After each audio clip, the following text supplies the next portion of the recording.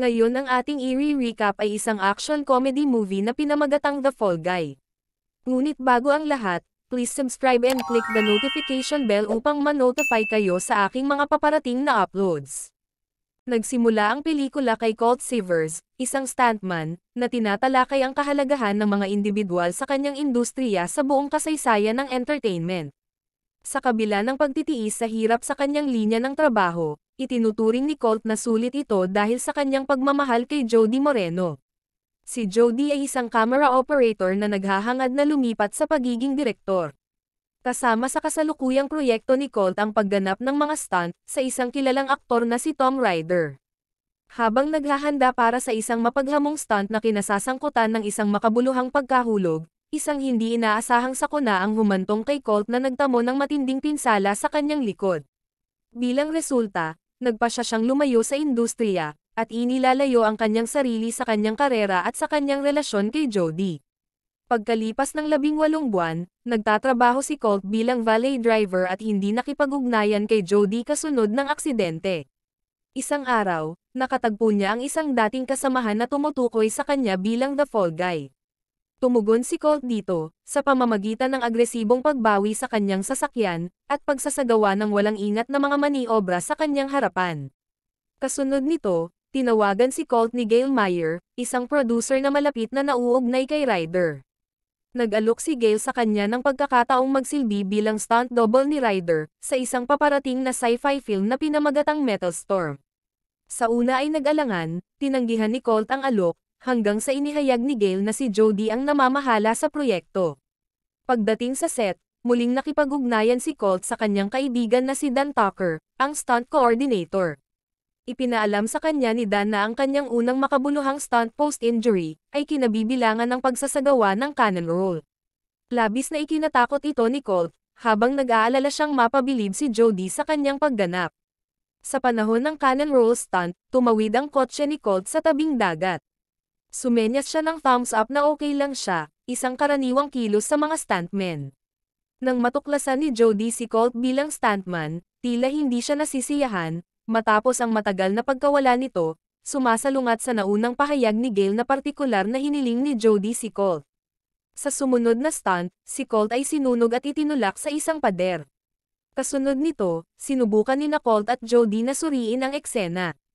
Habang ginagawa ito, maingat na tinatalakay ang kanilang relasyon sa harap ng mga crew, na ang karamihan sa kanila ay tila sumusuporta sa pananaw ni Colt. Bumisita si Gail kay Colt sa kanyang trailer, upang ipaalam sa kanya na nawala si Ryder, pagkatapos na masangkot sa mga kahina-hinalang individual. Inatasan niya si Colt na hanapin si Ryder, upang iligtas ang paggawa ng pelikula ni Jody, sa loob ng susunod na 48 oras. Sa pag-iisip sa mga panahon na magkasama sila ni Jody, nakaupo si Colt sa kanyang sasakyan at nakikinig ng musika, habang tumutulo ang luha. Ilang saglit pa, hindi inaasahang dumating si Jody, na nag-udyok sa kanya na manatiling kalmado. Idiniin ni Jody ang kahalagahan ng pelikula sa kanya, kung saan ipinangako ni Colt na hindi ilalagay sa panganib ang produksyon, para sa kanyang kapakanan. Sa loob ng apartment ni Ryder sa paghahanap sa kanya, nakatagpo ni Colt si Iggy Star, ang kasintahan ni Ryder at ang nangungunang aktres sa Metal Storm, na umatake sa kanya. Pagkatapos ng maikling labanan, natuklasan ni Colt si Iggy na may hawak na isang prop sword. Nilinaw ni Colt ang kanyang misyon na hanapin si Ryder, para sa kapakanan ng pelikula. Dinala siya ni Iggy sa isang nightclub na madalas puntahan ni Ryder, at pinayuhan siyang hanapin doon ang nagbebenta ng droga kay Ryder. Nakapasok si Colt sa club sa pamamagitan ng pagbihis ng marangya, at nakaharap niya ang nagbebenta ng droga na si Don. Nang magtanong si Colt tungkol kay Ryder, tumugon si Don sa pamamagitan ng pag-alok kay Colt ng inuming may droga. Nagsimulang makaranas ng mga hallucinations si Colt, ngunit matagumpay niyang natalo ang 3 lalaki, bago sinundan si Don sa labas ng club, habang sinusubukan niyang pumara ng taxi.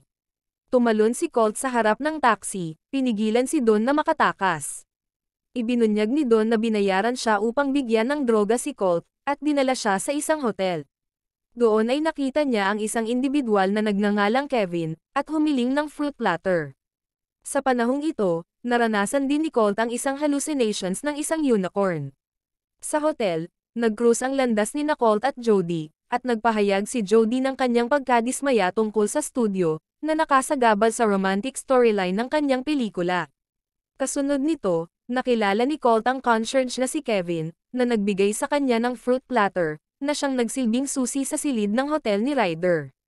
Matapos magsumikap na i-unlock ang pinto gamit ang susi, pinilit ni Colt na sirain ang pinto para makapasok. Samantala, tinawagan ni Jody si Colt upang talakayin ang ilang malikhaing ideya para sa pelikula sa isang magaan na pag-uusap. Sa loob ng silid ni Ryder, natuklasan ni Colt ang katawan ng isa pang stuntman na si Henry Herrera.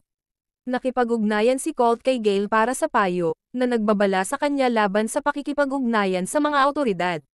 Gayunpaman, nagpa siya si Colt na sabihin sa pulisya, nang lapitan siya ng isang opisyal dahil sa kanyang illegal parking. Sa pag-uusap, binanggit ni Colt ang pagtuklas ng patay na katawan sa bathtub na puno ng yelo. Bumalik sila sa silid ni Ryder, at natagpuan ang bathtub na misteryosong walang laman, habang si Colt ay nakatanggap ng tiket para sa kanyang illegal parking. Sa mga sumunod na araw ng paggawa ng pelikula, napansin ni Dan na tila naimpluwensyahan si Jody, ng kanyang pakikipag-ugnayan kay Colt. Si Jody ay nagresulta ng mas detalyado at komplikadong mga konsepto para sa shoot. Upang mapadali ang proseso ng produksyon, pumasok si Colt para kay Ryder, na nagpapahintulot sa paggamit ng deepfake technology, upang masama ang pagkakahawig ni Ryder sa huling footage. Nang maglaon ay hiniling ni Jody kay Colt na sumama sa kanya sa isang karaoke, at pumayag siya. Habang papunta siya sa karaoke bar, nakasalubong ni Colt si Alma, ang assistant ni Tom, na may kasamang sinanay na aso na nagngangalang Jean-Claude, na nakasama niya noon sa pelikula. Nang magtanong si Colt tungkol kay Ryder, ipinaalam sa kanya ni Alma na huli niyang nakita sina Ryder at Henry sa isang wild party, bago siya pinaalis ni Gale sa eksena. Sinabi ni Alma na pinilit siya ni Dressler, ang bodyguard ni Ryder, na ibigay ang telepono nito. Naniniwala si Alma na mayroong ebidensya sa telepono at handang isuko ito, ngunit hiniling niya na mabigyan siya ng producer credit sa pelikulang Metal Storm. Nangako si Colt na titingnan ito bago sila magambala ni Dressler, na kumidnap kay Alma at isinakay sa truck. Ginamit ni Colt ang tulong ni Jean-Claude, at nag-drive ng isang sasakyan upang tugisin sila. Samantala, si Jody ay naghihintay sa karaoke bar, at bigo sa hindi pagdating ni Colt. Habang si Jody ay kumanta ng Against All Odds, hinarap ni Colt ang mga lalaki kasama si Jean-Claude, matapos makapasok sa kanilang truck. Tinalo ni Jean-Claude ang mga lalaki sa pamamagitan ng pagkagat sa kanila, bago tulungan si Alma na labanan ang driver. Nagawa nilang ihinto ang sasakyan, at kahit na bumagsak si Colt sa windshield, lumabas siya ng hindi nasaktan. Kasama ang aso, mabilis niyang sinugod ang karaoke bar, ngunit nakita niya si Dan doon, at ipinaalam sa kanya na umalis na si Jody. Ibinigay ni Colt at Dan ang telepono ni Ryder sa kanilang kasamahan na si Venti, para sa layuning pag-hack nito, ngunit kailangan niya ang kanyang password. Bumisita silang dalawa sa apartment ni Ryder, at siniyasat ang maraming post-it notes, hanggang sa huli nilang matuklasan ang password na nakasulat ng malinaw. Sa sandaling matagumpay na na-unlock ni Venti ang telepono, nakita ni Colt at Dan ang isang video na nagtatampok kay Ryder, Iggy, at ilang kaibigan, kasama si Henry. Sila ay nagbibiroan tungkol kay Ryder, na hindi gumaganap ng kanyang sariling mga stunt. Sa video, makikitang sinubukan ni Ryder ang isang stunt, ngunit aksidenteng naging sanhi ng pagkamatay ni Henry. Di nagtagal, tinawagan ni Venti si Dan, upang ibahagi ang balita na iniulat ang pagkamatay ni Henry, kasama si Colt bilang pangunahing sospek. Dumating si Dressler at ang kanyang mga tauhan, at nagsimulang bumaril kina Colt at Dan, na nagudyok sa kanila na mabilis na gumanti. Sa kaguluhan, binaril at sinira ni Dressler ang telepono ni Ryder na nasa pag-aari ni Colt. Pagkatapos makipaglaban sa mga lalaki, si Colt ay nakatakas at sumakay sa bangka ni Ryder, na nag-crash sa bubong sa proseso. Sa loob ng bangka, nakaharap ni Colt si Ryder, bago siya ma-knockout nito. Nang magkamalay si Colt, nakita niyang nakatali ang sarili, habang hinihiling ni Ryder na ibalik ang kanyang telepono. Inamin ni Ryder ang pagpatay kay Henry at e-frame si Colt, upang siya ang sisihin sa krimen. Inihayag din ni Ryder na si Gale ang gumawa ng buong cover-up, pagkatapos na ipaalam ni Ryder sa kanya ang nangyari. Inamin din ni Ryder na siya ang dahilan kung bakit na aksidente si Colt dahil sa selos, pakiramdam na nalamangan siya ni Colt. Samantala, nakipagpulong si Gale kay Jody upang ibunyag na pinaghihinalaan si Colt sa pagpatay kay Henry. Matapos ihayag ni Colt na sinira ni Dressler ang telepono, inutusan ni Ryder ang kanyang mga tauhan na ibabad si Colt sa gas para sunugin siya. Gayunpaman, hindi sinadyang napasok sa bibig ni Colt ang ilan sa gas, at dinura ito kay Dressler nang subukan nitong sindihan siya. Si Colt ay tumalon sa isang bangka at sinubukang tumakas, sa pamamagitan ng pagmaneho ng pabaliktad. Nakipag-ugnayan siya kay Jody, at sinubukang linawin ang sitwasyon, ngunit hinabol siya ng mga kontrabida, na naging sanhi ng pagbagsak at pagsabog ng kanyang bangka. Sa kabila ng pagsabog, nagawa ni Colt na tumalon at makaligtas. Ipinapalagay na patay na si Colt, at binansagan ang kanyang pagkamatay bilang isang suicide. Samantala, ginamit ng mga kontrabida ang deepfake technology, upang gagawing nakapatong ang mukha ni Colt sa katawan ni Ryder sa video, na magpapakita kay Colt na gumawa ng pagpatay. Hinanap ni Colt si Dan at humingi ng tulong, upang makabalik sa pelikula, at mababalat kayo bilang isang alien na karakter. Napagkamala ni Jody si Colt bilang isang intruder, at una siyang inatake, hanggang sa ibunyag ni Colt ang kanyang pagkakakilanlan. Bago makapagpaliwanag pa si Colt, sinurpresa siya ni Jody ng halik, ngunit nag-ambala sa biglaang pagsulpot ni Gale. Itinago ni Jody si Colt at narinig niya si Gale na tinatalakay ang di umano'y pagkamatay ni Colt, at ang pagtatangka na isagawa ang makabuluhang car jump stunt ni Jody para sa pelikula, gamit ang mga visual effect, habang binigyang diin ang climatic na huling pananalita ni Ryder. Sa sandaling umalis si Gale, gumawa ng plano sina Colt at Jody na pilitin si Ryder na aminin ang pagpatay, sa pamamagitan ng pagkumbinsi sa kanya na gawin ang car jump stunt, habang may suot na mikropono. Madalas na nakakalimutan ni Ryder na siya ay nire-record, na nagpahintulot sa kanya na hindi sinadyang mabunyag ang impormasyon.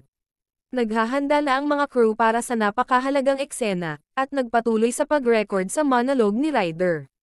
Kinumbinsi ni Jody si Ryder na sumakay sa kotse, sa ilalim ng pagkukunwari na nangangailangan ng close-up shot. Si Colt ay lumabas at nagmaneho sa kotse, na nagudyok kay Dressler at sa kanyang mga kasama na habulin sila. Tumulong sina Jody at Dan sa pagtaboy sa mga goons, sapat para kay Colt na mapaamin si Ryder sa pagpatay kay Henry, at ibunyag na si Gale ang nag-orkestra ng setup. Pagkatapos ay nagpatupad si Colt ng isang matapang na pagtalon sa isang canyon, na naging sanhi ng pagkawala ng malay ni Ryder. Samantala, si Gale ay nagayos ng isang helicopter, para kunin siya at si Ryder, matapos na nakawin ang confession tape. Sa tulong ni Jody, itinapon si Colt patungo sa helicopter. Nakipag-away si Colt kina Gale at Ryder, hanggang sa makuha niya ang tape at ligtas na mahulog sa crash mat, na itinakda ng crew sa perpektong sandali. Ipinagdiwang ni Colt at Jody ang kanilang tagumpay sa pamamagitan ng halik. Ang pelikulang Metal Storm ay ipinalabas sa mga sinehan, kung saan si Jason Momoa ang pumalit bilang nangungunang aktor, na pinalitan si Ryder. Ang pelikula ay naging isang malaking tagumpay, at si Alma ay tumanggap ng pagkikilala bilang isang producer. Sinabi ni Colt na habang ang mga bayani ng pelikula ay nakatagpo ng kaligayahan, siya at si Jody ay nakatagpo din ng kanila. Sa credit scene, ipinapakita ang mga stunt na itinampok sa pelikula. Nagtapos ang eksena sa pagdating ng mga pulis, upang arestuhin sina Ryder at Gale, pagkatapos ng pag-crash ng kanilang helicopter. Sinalubong sila ng mga pulis, na dating mga stars ng orihinal na Fall Guy, na palabas sa TV. Tinangka ni Ryder na tumakas papunta sa set upang humingi ng tulong, ngunit hindi sinadyang nag-trigger ng pyrotechnics, at naging sanhi ng kanyang pagkamatay sa isang pagsabog. Ang pangyayari ay nagudyok naman kay Alma na makipag-ugnayan sa ahente ni Jason Momoa. At dito nagtapos ang kwento. Hanggang sa muli, maraming salamat sa panonood.